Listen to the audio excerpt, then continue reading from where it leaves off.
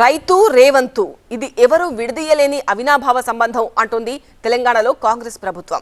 అన్నదాత సుఖీభవ అనే నినాదంతో పాలమూరులో రైతు పండుగ నిర్వహిస్తోంది. అరకొర రుణమాఫీ జరిగిందని, రైతు బంధును పక్కకు పెట్టి అన్నదాతకు ధమ్కీ ఇచ్చిందని ఆరోపణలు ఉన్న నేపథ్యంలో రైతు పక్కన నిలబడే హక్కు తమకు మాత్రమే ఉందని చాటుకుంటోంది. మరో 2 రోజుల్లో good news wait and see అనేది రైతన్నకు రేవంత్ సర్కార్ నుంచి వినిపిస్తున్న upcoming breaking news. Mahabub Nagar జిల్లా భూత్పూర్ మండలం అమిస్తాపూర్ రేవంత్ సర్కార్ తలపెట్టిన రైతు పండుగ తొలి వేదిక మంత్రి తుమ్మల నాగేశ్వరరావు చేతుల మీదుగా ప్రారంభమైంది. వ్యవసాయ రంగంలో మార్పులపై రైతులకు అవగాహన కల్పించడం, వ్యవసాయ ఆధారిత రంగాలకు సంబంధించి శిక్షణ ఇవ్వడం, అన్నదాతలకు రేవంత్ ప్రభుత్వం చేపట్టిన సంక్షేమ పథకాన్ని గుర్తు చేయడం ఇది రైతు పండుగ ఎజెండా. ప్రజాప్రతినిధులు, శాసనసభ్యులు ఉన్నాం. రేపు 30వ తారీఖు సమావేశం తప్పకుండా ప్రతిపక్ష పార్టీల యొక్క కనువిప్పు జరిగేటట్టుగా ఈ రైతులు సమీకరించుకొని రైతు పండుగని దిగ్విజయం చేసుకొని సంక్రాంతి కంటే ముందుగానే మనం 30వ తారీఖు రైతు పండుగ చేసుకుంటామని చెప్పి కూడా మీకు ఈ సందర్భంగా మనం చేస్తున్నాం.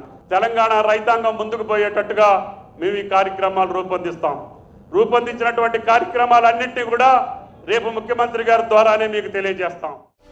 ఆర్థికంగా దుర్భర పరిస్థితుల్లో ఉన్న మొదటి విడత రైతు బంధు ఇచ్చామని, 18,000 కోట్ల రైతు రుణమాఫీ అమలు చేశామని, వరి కొనుగోలు చేసిన 3 రోజులకే బోనస్ ఇస్తున్నామని, ఇది ఖచ్చితంగా రైతులు పండుగ చేసుకోవాల్సిన సందర్భమేనని చెబుతోంది రేవంత్ సర్కార్.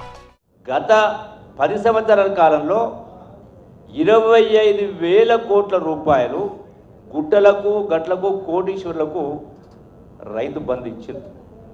సరిచేయాలి కదా.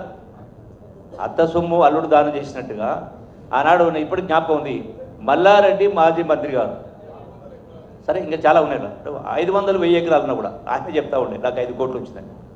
అంటే ప్రజల సొత్తు కాబట్టి సరి చేయాల్సిన అవసరం ఉంది.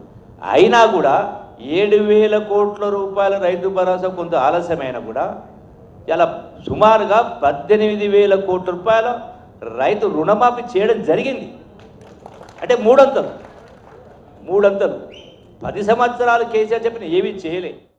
పాలమూరు రైతు పండుగలో వ్యవసాయ అనుబంధ శాఖల ద్వారా సుమారు 155 స్టాల్స్ ఏర్పాటు చేశారు.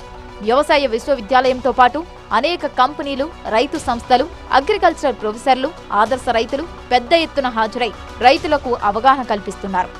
మంత్రులు ఉత్తమ్, జూపల్లి, దామోదర రాజనరసింహ, ప్రణాళిక సంఘం ఉపాధ్యక్షుడు చిన్నారెడ్డి కూడా పాల్గొన్నారు. ఇదే వేదికపై గుడ్ న్యూస్ కమింగ్ సూన్ అంటూ ఇటీవల మంత్రి దామోదర రాజనరసింహ ఇచ్చిన హింట్ తెలంగాణ అన్నదాతల్లో కొండంత ఆశని రేకెత్తిస్తోంది. 2 రోజుల్లో సీఎం రేవంత్ రెడ్డి ఓ శుభవార్త చెబుతారన్న మంత్రి గారి మాటలు రైతాంగాన్ని ఊరిస్తోంది.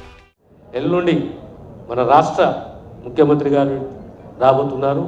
మనం ఆ సభని విజయవంతం చేయాలి. ఆ రోజు ఇంకా కొన్ని పాలసీ నిర్ణయాలు వారు రైతులకు సంబంధించిన ప్రకటించబోతున్నారని చెప్పి విషయాన్ని తెలియజేస్తూ, ఇంతకీ ఏమిటా శుభవార్త?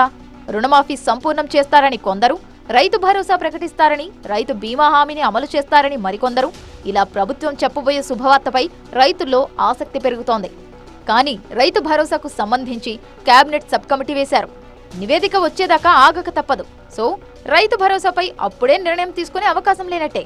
సో రుణమాఫీకి పెండింగ్ లో ఉన్న ఖాతాదారులకు రేవంత్ సర్కార్ శుభవార్త చెప్పబోతున్నారా, లేక ఇంకేదైనా కొత్తగా ఉండబోతోందా?